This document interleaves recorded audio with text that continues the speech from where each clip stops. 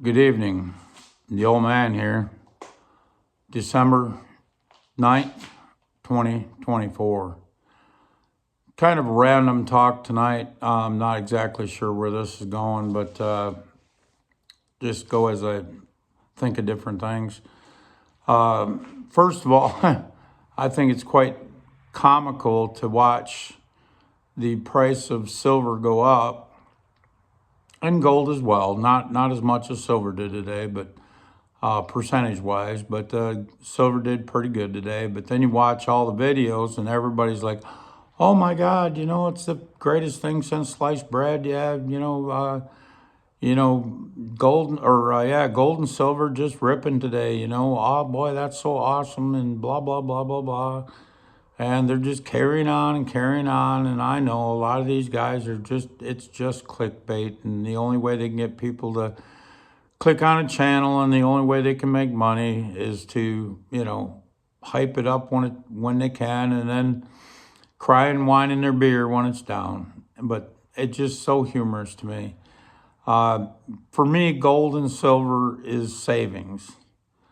So why do you want the price of your savings to go up? Or I should say, not the price as much as the exchange rate between dollars and gold and silver. I want my gold and silver while I'm stacking to be as reasonable as possible. I don't expect it to be free.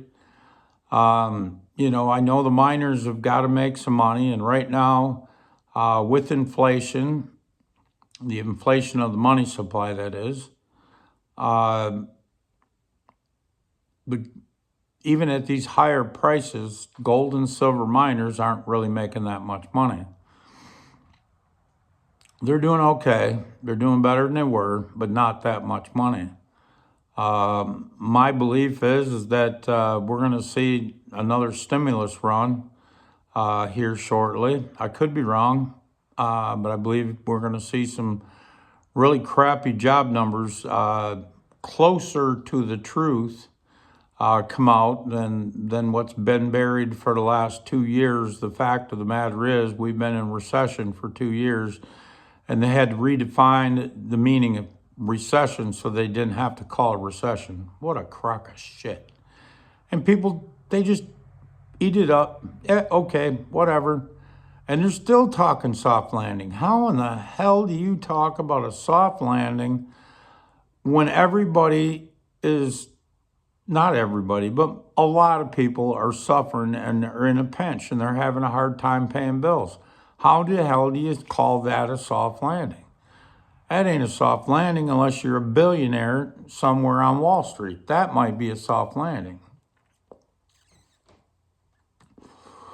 But the average Joe is struggling to make his house payments, his car payments, his truck payments. And I can't tell you how many guys, the guys that come in my shop, they like to talk, and they'll tell you their woes, and they'll tell you, the great things like kids going to college and, graduating, getting married, having grandkids and all of that. They like to talk a lot. And even the younger guys like to talk to me a lot about what's going on. I guess it's because I'm always asking, hey, how's things going, And unlike most people, I really want to know how things are going. I like to gauge, basically make friendships, but also gauge what's going on in the world at the same time. And really caring and listening will get you both of those same things. But kind of getting back to the gold and silver, and people are telling me, kind of finish that thought, but a lot of people are telling me, they're getting hours cut, they're getting laid off, they're worried about this and they're worried about that. And yet the feds are still talking about a soft landing. And others, oh yeah, we're still, we had a soft landing, we got away with it, 2 years of yield curve inversion, record yield curve inversion, that doesn't mean nothing. No, we're in a new era. The old math doesn't make a difference anymore. All the old rules out the window. Bullshit. Math is math, and it's been the same for thousands of years, and it'll continue to be the same. And when you take a look at this, what they're talking about in this economy, it's all bullshit. I think we're going to see some real job numbers come out, and I think we're going to see that, they're going to have to admit that we're in a recession, and at that point, it's the only number left that they haven't, been able to bury. The job numbers they've been able to bury just enough or lie about enough, but all the other numbers are showing recession, recession, recession, recession. But the job numbers, they keep fudging them enough to show that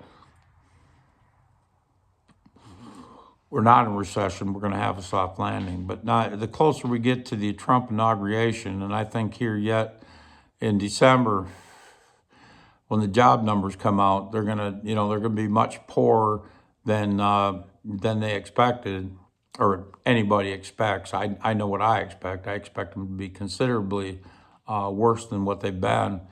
And I think they're going to finally have to admit we're in a recession. And at that point, I think you're going to see Powell cut rates. And with them not having inflation under control and cutting rates, it's going to drive inflation back up again. So, get ready for round two of inflation, just as things are starting to calm down and almost seem normal, and hardly anybody's whining about gas prices anymore, although they should be. It's $1 a gallon more than it was when Trump left office, at least $1 more. Some say it was down under $2, but I only really remember being right at $2, like $1.99, $2 when Trump left office. So, and now we're at roughly $3. That's a 33% increase over the 4 years, and it's been with us for the whole 4 years. In fact, at times it was more like up 44, 45, 46%, something like that. And now it's only up 33%. That's a great deal, right? According to, if you're a politician, Biden was doing a good job. He got the inflation down, right? The inflation the goddamn dumbass created. But getting back to more of the gold and silver, the one day these guys are crying, silver's down, oh my God, is it going to crash, blah, blah, blah, blah, blah. And, oh man, the markets are so manipulated and whatever else. And now today it's up, and they're like, oh my God, we're in a bull run and we're going to take off, we're going to the moon, and all this other shit. Honestly, I don't want to see silver go up significantly. If it goes up some, fine. If it comes down some, fine. If you're hitting hard times and you need to sell your silver, well, sure, you want it up. But if you've got a plan and your plan's in play and it's going well for you, you had a good plan, honestly, you want cheaper silver while you're stacking. And you want cheaper gold when you're stacking. I started, like I said, July 4th of 2023, I started stacking, and I was buying gold under $2,000. Okay, now tell me, and that's not that gold has gone up in price. That means the dollar has lost its value. Again, I keep even saying it, price going up on silver and price going up on gold. And I sure don't intend to. What I really mean to say is the exchange rate between gold, silver, and the dollar is getting higher. You have to trade more dollars for gold and silver, when in reality, gold and silver hasn't done a thing, hasn't done nothing for thousands of years. And even in 1933, gold would buy you, a 1 ounce gold piece would buy you a certain basket of goods. It's going to buy basically the same basket of goods, maybe even a little bit more than it did in 1933. But what would $20, $21 bills buy you today? Nothing, next to nothing. But yet that $20 gold piece from 1933 or prior, it's going to buy you $2,600 worth of things priced in today's dollars. Okay. So gold and silver hasn't done nothing. It's not going anywhere. Is it manipulated? Sure it is, to some degree. But what isn't? Everything's manipulated. House pricings are manipulated. Vehicle pricings are manipulated. Interest rates are manipulated. Just about anything you can think of is manipulated. Wages are manipulated. You know, it just doesn't make sense. Everything's manipulated. We keep looking at the wrong thing. We got the eye on the wrong ball. Of course, we've been sold a bill of goods for so many years. We believe that train of thought, or we believe that lie. But since, especially since 71, since we were completely taken off the gold standard, at least until from 33 to 71, the gold or the dollar had some gold backing, at least from, from country to country. The dollar could be traded for gold. If a country wound up with too many dollars, they could take it to the U.S. and trade it for gold at $35, I think it was $35 an ounce. So 35 $1 bills back in 71 and just prior could get you, or would get that country, not you, because we couldn't, as citizens, couldn't even use gold. And they took us off that standard so they could fleece the U.S. citizen, and didn't think they could get away with it with governments until 71, and then they had to do that just to keep from losing all of our gold. We had to give all of our gold away, and I can't hardly believe countries are still trading with us. I really can't. It doesn't make any sense. There's so many things that don't make sense. But they keep manipulating the dollar. Like silver was up today and the dollar was up today. Well, and guys are saying, well, in normal times that shouldn't be. If the dollar's up, silver should be down. If the dollar's down, silver should be up. Well, the thing about it is, you're comparing apples and oranges. They're not the same thing. The dollar is a fiat currency. It's backed by nothing except for faith. That's it.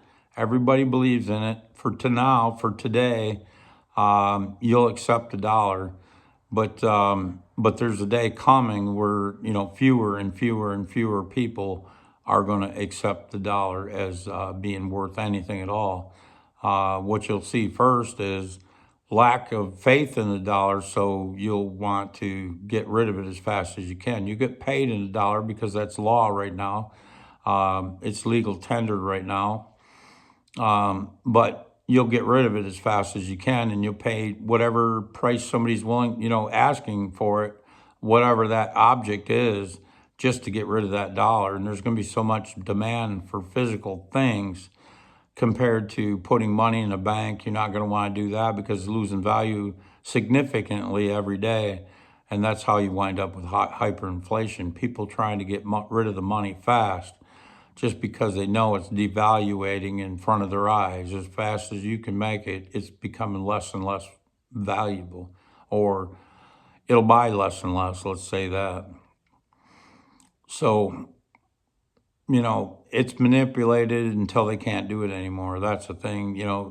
Countries are already de-dollarizing, if you will. Some will say China and Japan is selling their bonds to buy gold. In reality, and that is true to some extent, but the reality is their currencies are doing so poorly that they're selling bonds to prop up their currency. They have to. It's a tier one asset. It's something that they have. There's only two tier one assets, and that's the dollar across the world, and that's the dollar and gold. Gold was just pronounced a tier one asset again.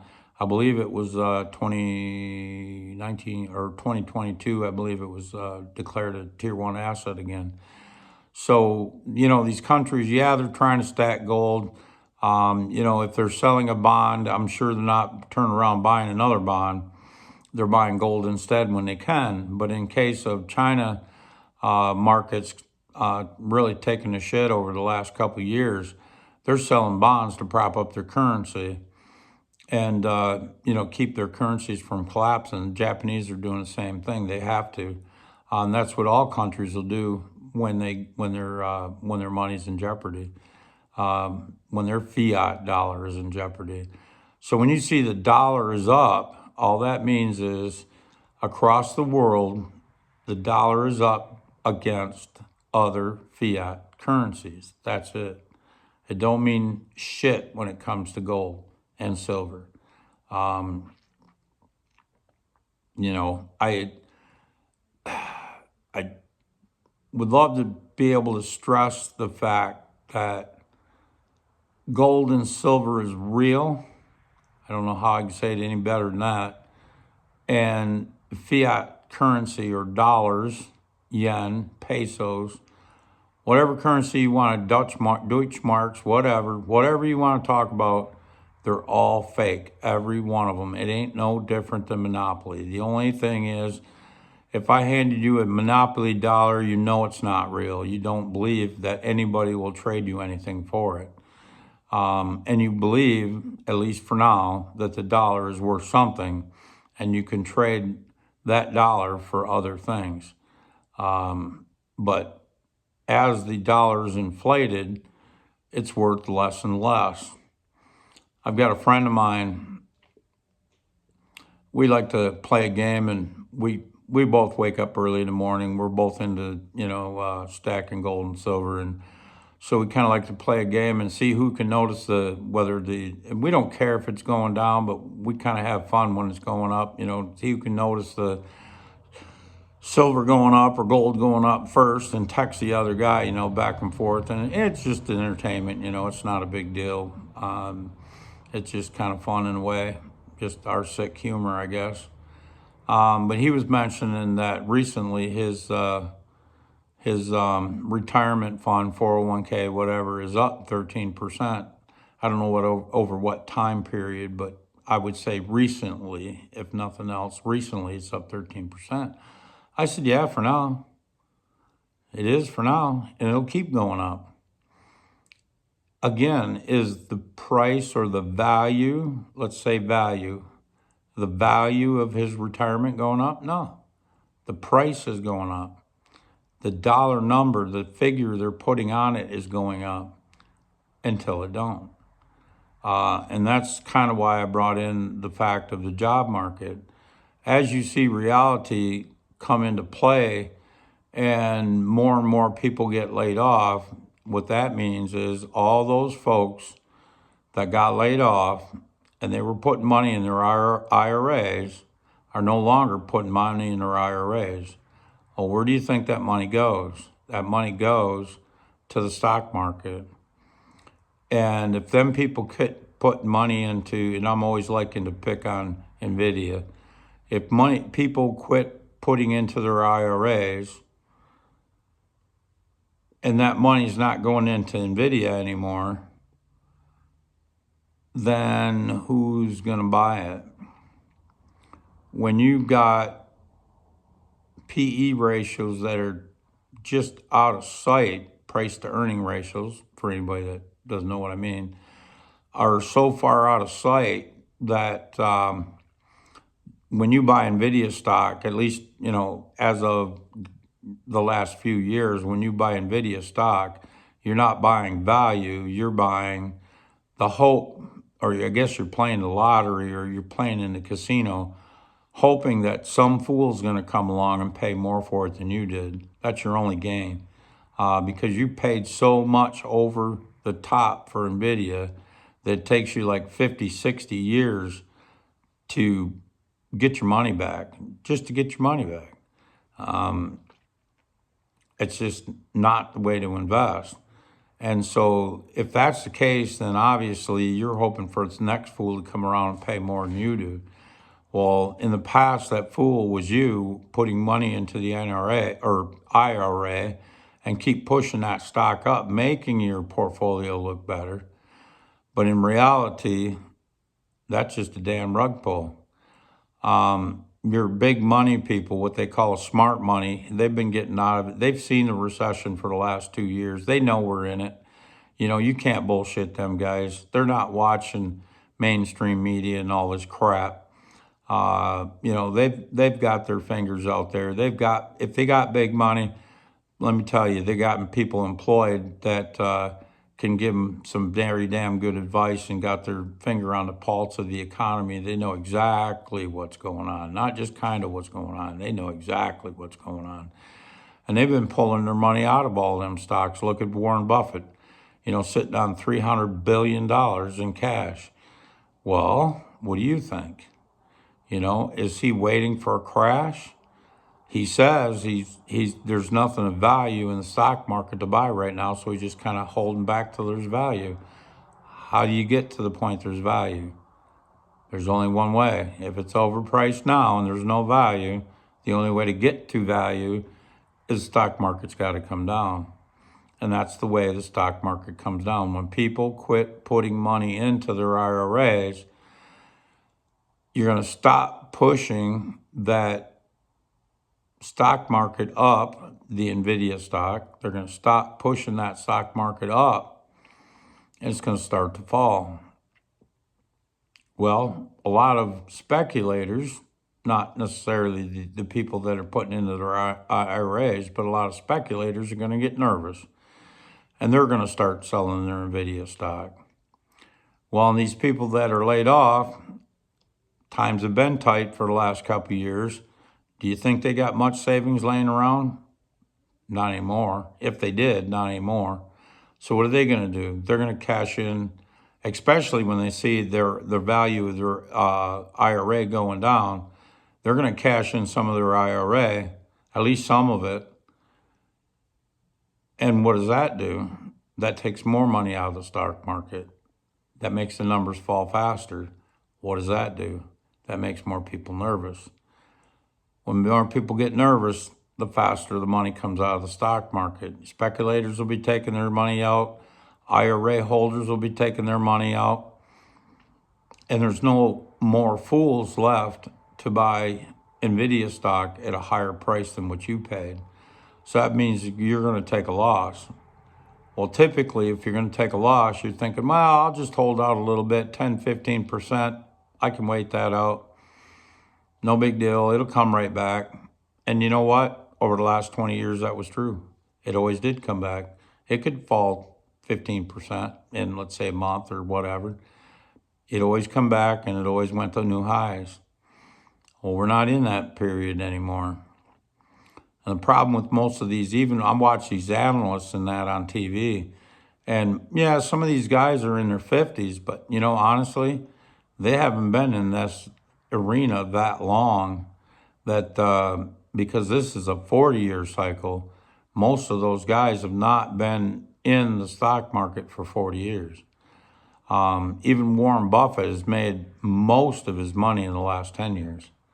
Okay, he didn't make it in the first 50 years of investing. He's made most of it in the last 10 years of investing. Well, why is that? Because the market's been pushed up so fast and so hard. But that day, I believe, is coming to an end.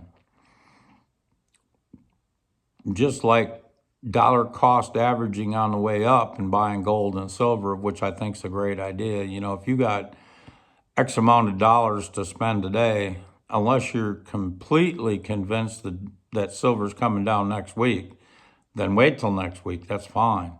But if you got $20 to spend or convert from dollars to silver, I suggest you do it now. I don't see gold or silver taking any major corrections.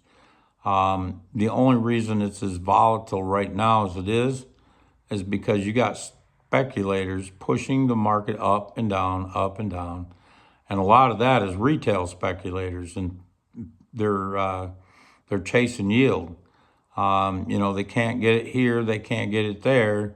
So now they're trying to buy paper gold and paper silver and trying to ride it up. And then they get busted and they get broke back down and they lose money. and they push you back up again. It's crazy. We're physical. The only time I worry about buying physical or what the dollar trade value is on silver is when I'm buying. And the only reason I care about it is because I want to know if I'm getting a good deal or not. That's all I care about. I want to buy as close to spot as possible. I realize everybody needs to make a buck, but that doesn't mean they got to make it off of me. Again, I'll try to buy it as reasonable as I can, whatever that takes. So, and I hope most of this is making sense. Just some thoughts for today, but unfortunately, I think we're going to see some hard times coming up here, and to make any major, and we need major corrections in this country, major corrections in this country, and unfortunately, in order to build something up, sometimes it's got to be torn all the way down, and that's going to mean some hard times. But the American people got the strength to do it. We've done it before. Just thank God that it's not through war. Trump's already, getting us out of that bullshit with Zelensky and Russia, that we're basically fighting a proxy war. Thing I would keep an eye on right now for some reason, the mainstream media is really pushing this Syria deal. Again, I think Great Britain, or not Great Britain, excuse me, the Bank of England. Great Britain's a bunch of really good people. However, the Bank of England, it's got us into the first two world wars, and they're not opposed to doing it again. Basically, they moved into, or they made it to the point where Putin was forced to go into Ukraine to defend his borders, of which we should have been doing for the last 10 or 15, 20 years, defending our borders and keeping illegal aliens out, but that's another story. But he had to protect his borders from the encroachment of the UN and getting missiles too close to his borders, and that's what was common with if Ukraine would have been accepted into the UN.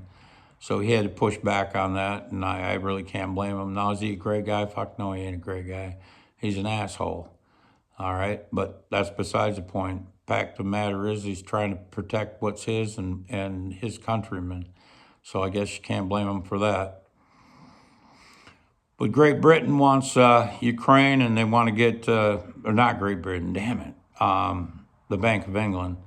Wants to control Ukraine. They want to get the UN in there, and at the end of the day, they want to break the back of Russia and get a bunch of cheap goods again.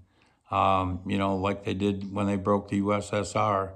A lot of cheap product come out of there just to build their country back up again, and now they want to do the same thing. They want to rape and pillage Russia, and when I say that, I mean of all their precious metals, oil, gas, potash, whatever else they got over there. They got all kinds of goodies there, just like we do here in the States. We got all kinds of good stuff, of which makes us, we can be independent. One other thought, holy cow, this kind of went long, but one other thought is when we do, like I said, in order to build a new system, you got to tear the old one down, and that's going to be a little ugly. And it's also going to be inflationary. You're going to break down supply chains, because we've been importing everything from all over the world. Talking about tariffs, that's every day on the news. Tariffs. Tariffs don't matter if you ain't getting shit from everywhere else. We're not going to be a global society anymore. We're going back to nationalism. That's it. We're going to have to import some stuff, sure. But we're going to have to also rebuild our infrastructure. Well, that's going to be highly inflationary. They're going to have to, unlike Biden, when they printed money to support his goddamn stupid ideas, that was just pissing money down the drain. And the American people didn't get anything out of that except debt. But in order to build your way out of it again, you're going to have to print a lot of money. And in order for people to get paid and survive.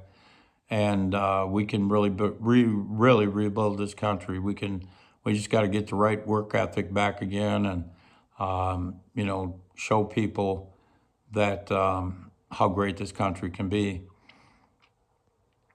and we'll come around. But the thing in the meantime is we got to go through those hard times, and I believe the only way to make it through them hard times reasonably well, and who knows what it's going to look like, but to come through those hard times reasonably well, you have to have the only real money according to the Constitution, and that's gold and silver.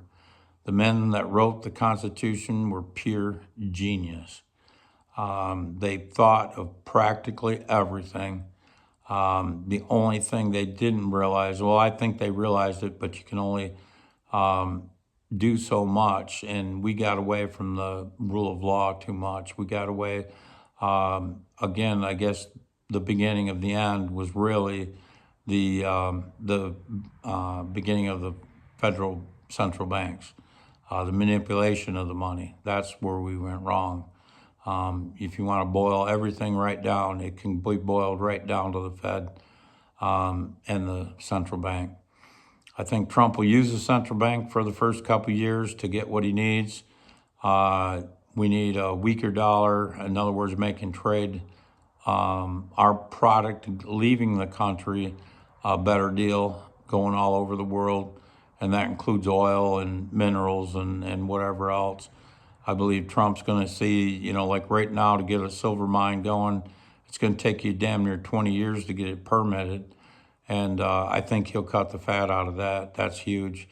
I think you'll get, we'll need it and want it so bad that we'll get some of these permits right down to just a couple of years. Maybe not even that. We'll be opening mines here and there and everywhere. I think you'll see coal mines ripping and roaring again, because we're going to have to build a lot of stuff. But I don't want this to go too long. I'm at 32 minutes right now. We'll call that good. Let me know if any of this made sense, and if you got any questions, please ask. I appreciate what you guys do. I appreciate like and subscribe and even share. And I especially appreciate the comments. You guys keep me thinking all the time, and I love it. Thanks, guys. Good night.